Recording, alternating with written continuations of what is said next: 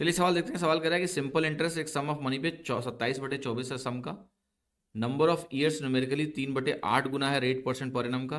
बताना है rate percent per annum correct to one decimal place क्या है।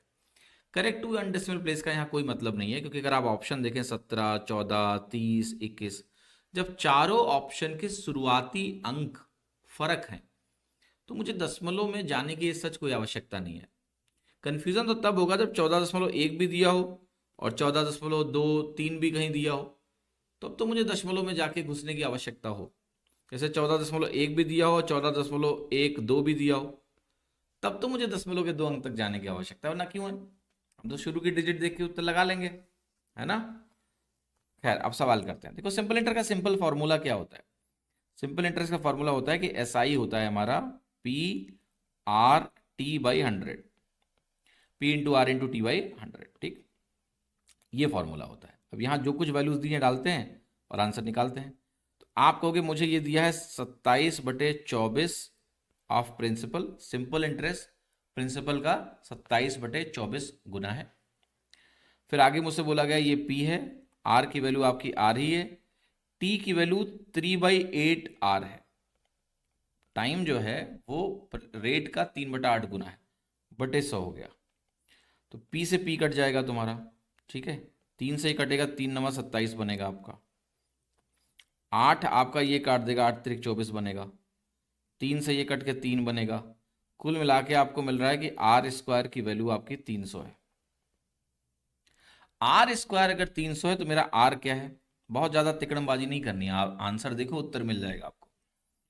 देखो 17 का स्क्वायर जो होता है ना, ये 289 होता है।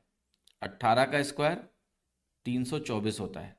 चूंकि 300 इसके बीच में है, तो जो आपका आंसर होगा वो 17 और 18 के बीच में होगा, 17 पॉइंट कुछ कुछ। आंसर क्या हो गया ए। तो आपको कोई ज़रूरत नहीं है, देखिए स्क्वायर रूट निकालने में या एग्जाम में जब भी स्क्वायर रूट की आवश्यकता होगी, डेसिमल जो परफेक्ट स्क्वायर नहीं बनेगा, उस केस में अगर आपको स्क्वायर्स की नॉलेज ठीक ठाक है तो आप आसानी से अनुमान लगा लेंगे कि मेरा आंसर क्या है। कोई तिकड़मबाजी ज़्यादा नहीं करनी है, nothing, not required at all.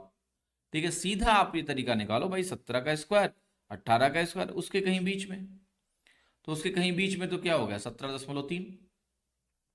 Clear. थोड़ा और अगर गहराई में उतरना है तो आप मुझे बताओ ये 300 किसके करीब है ना, 289 के ज्यादा करीब है ना, और 324 से दूर है।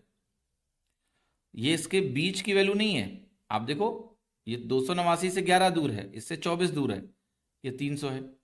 आपको ये भी पता है कि भाई बीच में नहीं है, बल्कि 289 की तरफ झुकाव ज्यादा है इसका।